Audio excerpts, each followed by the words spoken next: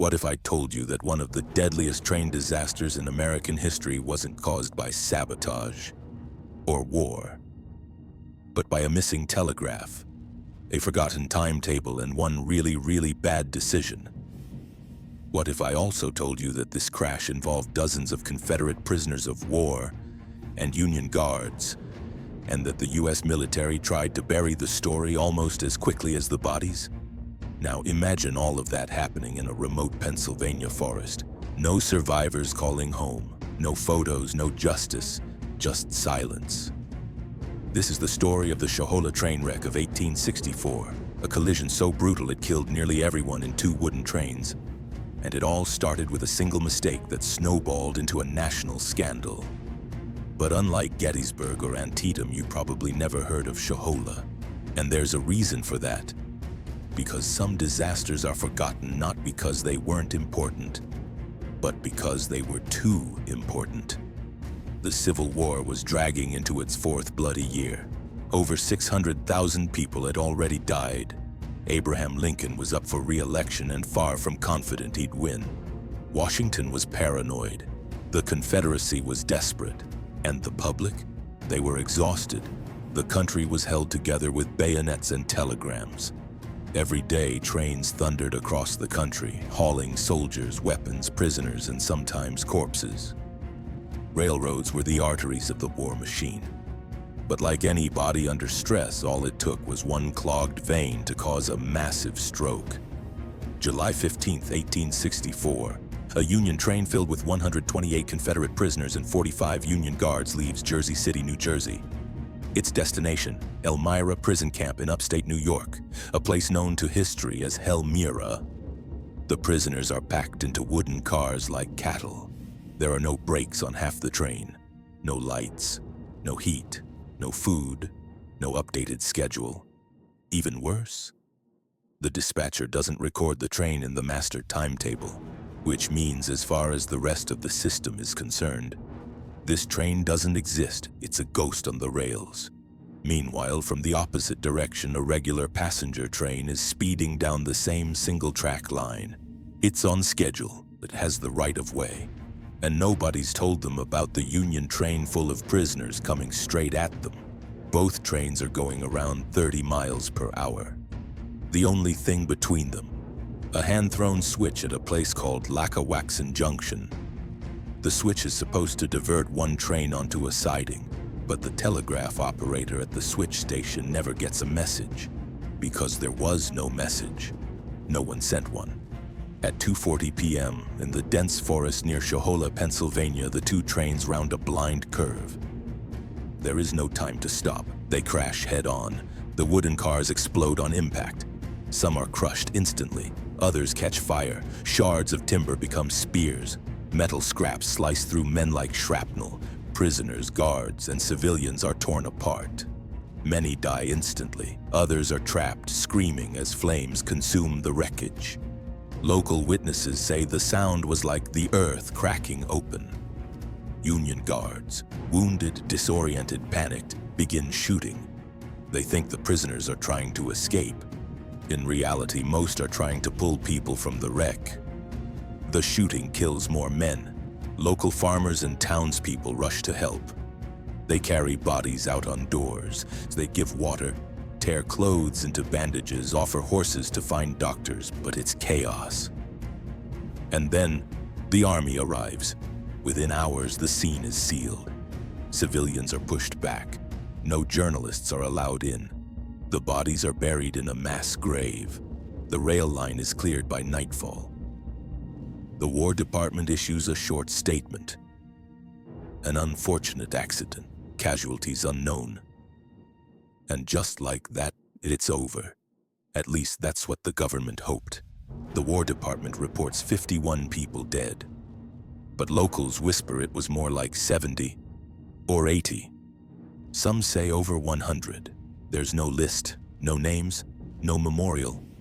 Graves are dug quickly. Most bodies are burned or buried near the tracks. For years, bones are found by hikers and hunters in the woods. One woman later writes in her journal, "We buried a man still clutching the bars of his shattered car. his eyes open. For many families, there is no notice, no compensation, just silence. The Erie Railroad says it wasn't their fault.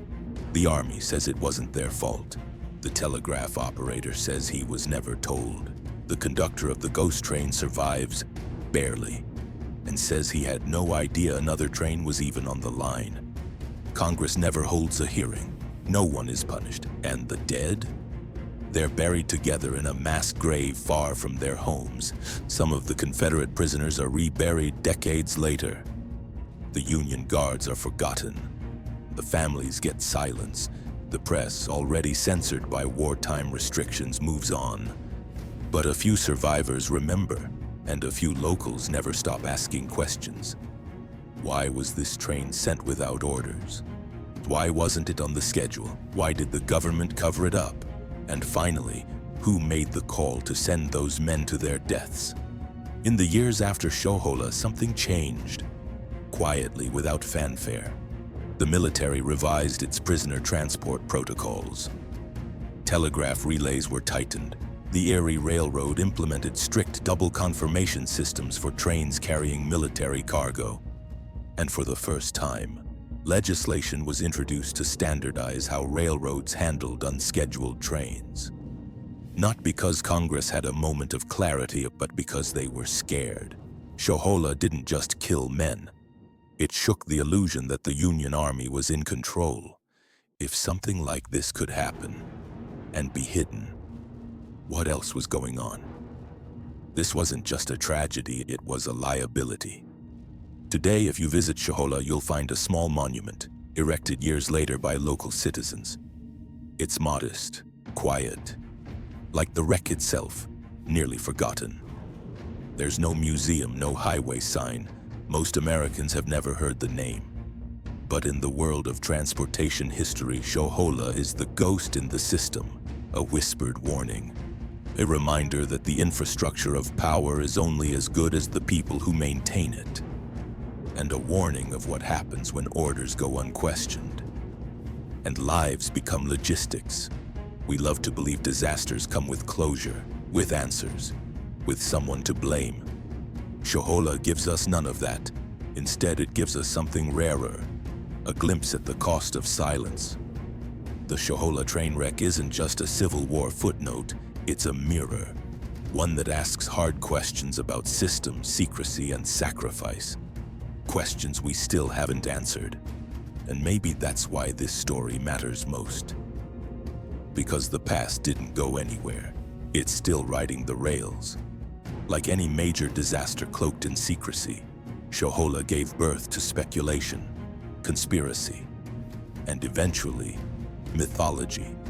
Some believe the crash was no accident, that it was staged to eliminate Confederate leaders in transport. After all, nobody double-checked the train's manifest, and the Army sealed off the site far faster than they had any other wartime wreck. There's no proof, of course, but in the vacuum of transparency, theories bloom like weeds.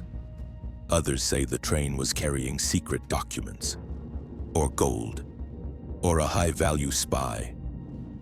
One rumor even suggests the prisoners were about to be exchanged, and someone wanted them silenced.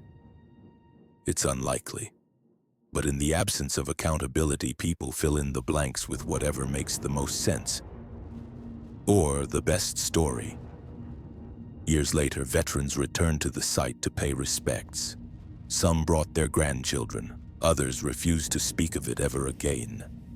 Shohola haunted families in both the North and South, but it also haunted railroads. Rail safety laws in the early 20th century often cited anonymous wartime tragedies as justification for signal upgrades and crew training. Shohola, unnamed, lived in the fine print of legislation, and in the background of every railway disaster since, there's been a faint whisper. Don't let it be another Shohola. Unlike other Civil War tragedies, Shohola never got a Hollywood treatment. No blockbuster, no Ken Burns special. But it pops up in strange places.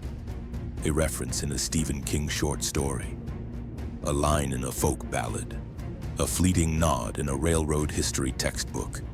It's like the wreck itself, there but obscured, remembered but not really seen. And that might be the most American part of the story. Absolutely. Today we have computers, GPS, real-time train tracking. But we also have bureaucracy, overconfidence, human error, and the moment we stop paying attention, history has a habit of warming up its engines. Because Shohola didn't happen because the world was less advanced. It happened because people thought the system was strong enough to ignore the details. That's how disasters work. They don't begin with explosions, they begin with silence. This wasn't a story about trains, it was a story about trust. About what happens when we put faith in systems that aren't designed to answer for their failures. Shohola wasn't the first cover-up. It wouldn't be the last. But it is a reminder that the truth doesn't disappear just because you bury it. Sometimes it comes back. On a cold morning, in a quiet forest, riding steel rails that never stop screaming. Like, subscribe, comment for more wild history. What's the weirdest history story you know?